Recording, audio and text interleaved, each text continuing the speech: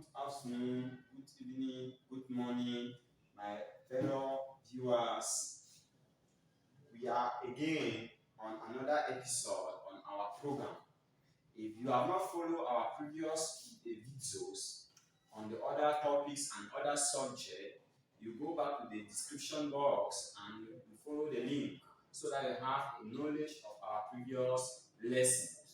Today, we are going to be working on the consequences of the Eastern Regional Crisis. In our previous lesson, we looked at the causes of the Eastern Regional Crisis. So today, we are going to continue with the topic and we'll move forward to see what happened after the crisis. Last time, we were trying to look at the Eastern Regional Crisis, which took place from January to May 1953 in the eastern region of Nigeria, where southern Cameroon was attached to under the Richard Constitution of 1946. We said the eastern region of Nigeria was ruled by a political party, National Council for Nigeria and Cameroon, which was formed in 1944 by Dr. Nnamdi Azikiwe and Professor Eyo Eta. Nnamdi Azikiwe, who was represented in the Federal House of Assembly in Lagos, wanted to instruct Eyo Eta, who doubled as the vice chairman of the NCNC party and at the same time the leader of government business in the eastern region of Nigeria. When Nnamdi gave instructions to Eyo Eta that Eyo Eta should reshuffle the cabinet so as to dismiss the ministers in the eastern region who were not working very well. And again, he gave instructions to Eyo Eta that Eyo Eta should change the constitution in the eastern region, but Eyo Eta refused to carry on the instructions that were given to him by Nnamdi Azikiwe, and for that reason, he started the crisis in the eastern region of Nigeria. Now, we will be working on the consequences of the crisis because in our previous video, we have already worked on the causes of the crisis. I still repeat, if you have not followed the causes of the crisis, go to our description box and subscribe the link and follow it.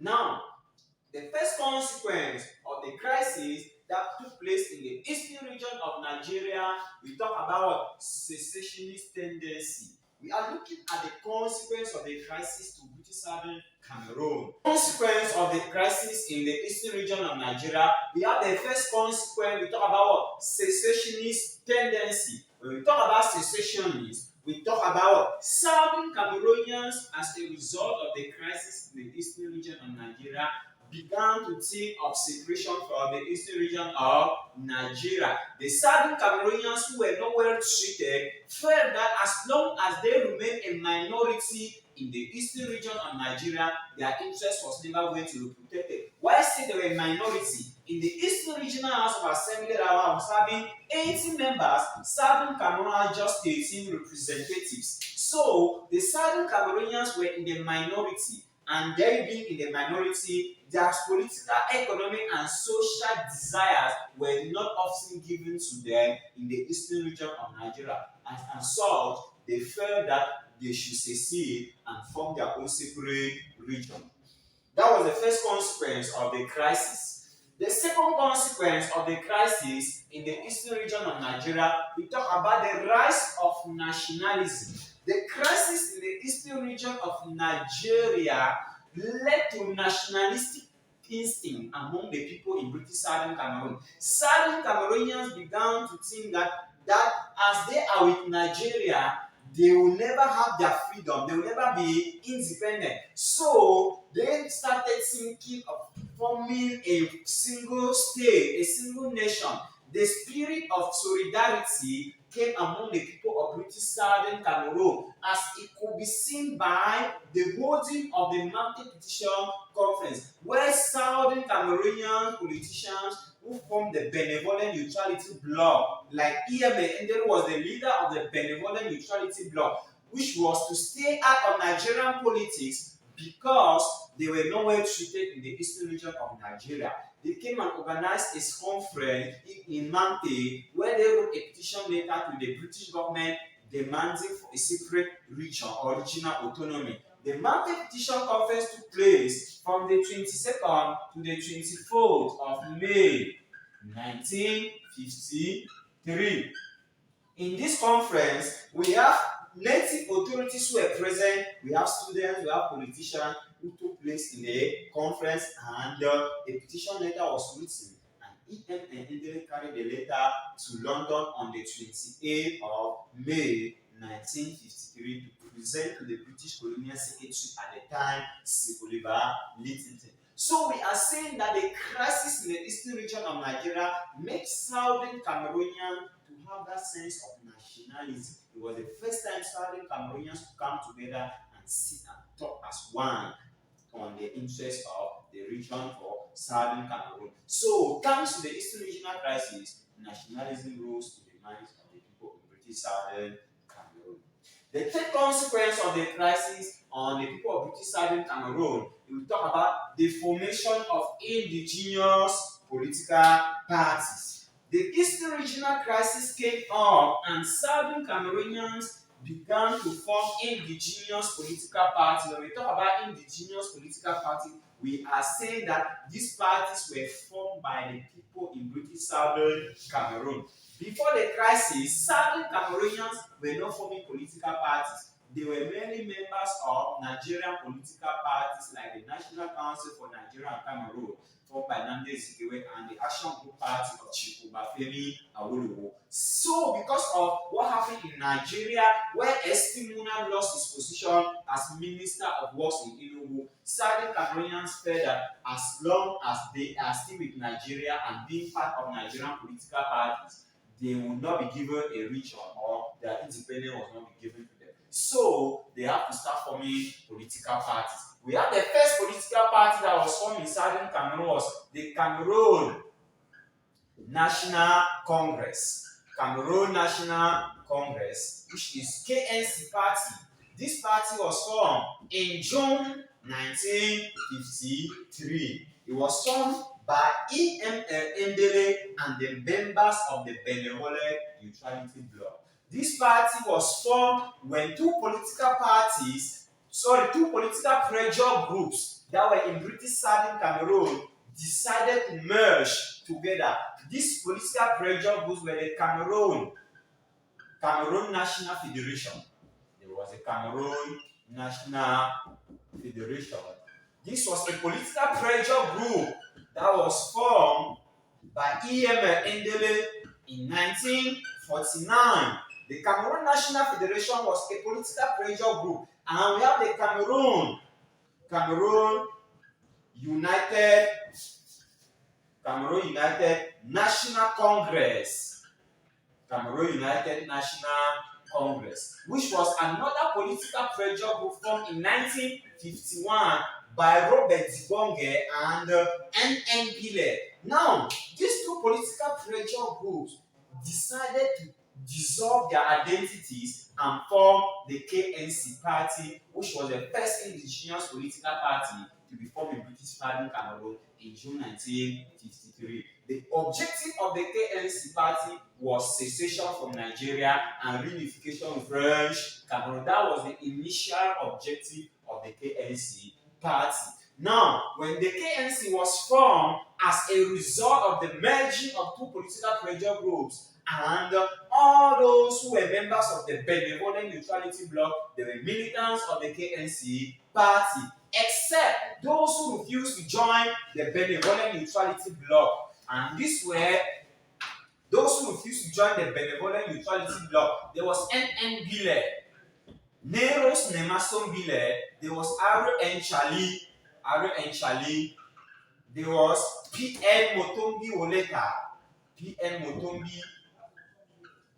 Woleka, and S. Sinzi. These were the four people who refused to join the Benevolent Neutrality Bloc. I explained that Benevolent Neutrality Bloc means that Southern Cameroonians who were not happy because of the dismissal of St. Muna by Professor Eyoeka, reason being that Southern Cameroonians went and supported Nnamdi Azikiwe at the detriment of Eyoeka when Eyoeka and Nnamdi Azikiwe the problem. So when Southern Cameroonians supported Nnamdi Azikiwe, and the reason why they supported Nnamdi Azikiwe was because Nnamdi Azikiwe has always been supporting their call for a separate region. He has always been with them when they have a crime that the British government should give them a separate region. So as Nnamdi was supporting them, they went and supported Nnamdi Azikiwe. When they were supporting Nnamdi Azikiwe, Ayo Eta, who was the leader of government business in the Eastern region and the prime minister who have the powers to appoint and dismiss ministers, dismissed Esti Muna as the only minister that Southern Cameroonians were having in the Eastern region of Nigeria as Minister of Works. So when Muna was dismissed, that's when 9 out of the 13 members who represented Southern Cameroon in the Eastern Regional House of Assembly refused to be part of Nigerian politics by forming Benevolent Neutrality Bloc. But when they formed the Benevolent Neutrality Bloc, 4 of the representatives who were in Nigeria refused to join the Benevolent Neutrality Bloc. The first reason they gave was that one, the electorate in British Southern Cameroon who voted them in 1951 to represent them in the Eastern region of Nigeria has not asked them to come out of, to stay away from Nigerian politics. The second reason was that the traditional rulers that endorsed them to represent them in Nigeria have not also asked them to stay out of Nigerian politics, and for that reason, there was no way they could stay out of Nigerian politics. So, these 4 members, together with PM Kale, they have to form the second indigenous political party in British Southern Cameroon, which was the Cameroon People's Party. Cameroon People's Party. The KPP Party. KPP was the second indigenous political party that was formed in British Southern Cameroon still in June 1953. And the objective of the KPP was that Southern Cameroon should continue to integrate or affiliate with Nigeria. That was the objective of the KPP party. So, because of the Eastern Regional Crisis, these were the first 2 indigenous political parties that were formed in British Southern Cameroon. Our next consequence of the crisis, we talk about Nigerians sympathize with Southern Cameroonians.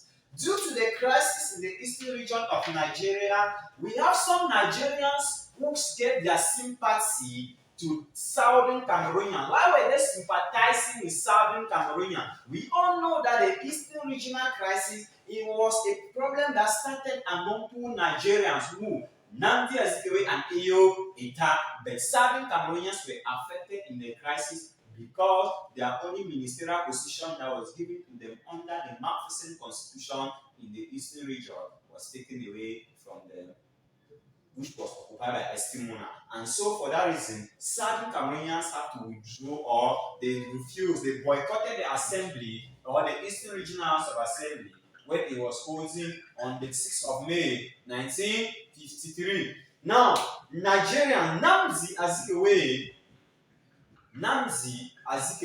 and Ayo Eta, Nnamdi Azikiwe and Chief Obafemi Awolowo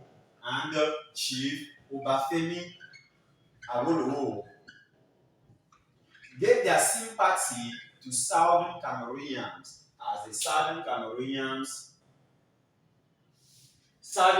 gave their sympathy to Southern Cameroonians. Nnamdi Azikiwe on the 14th of April 1953 made it clear in a hall in Lagos called the Global Memorial Hall.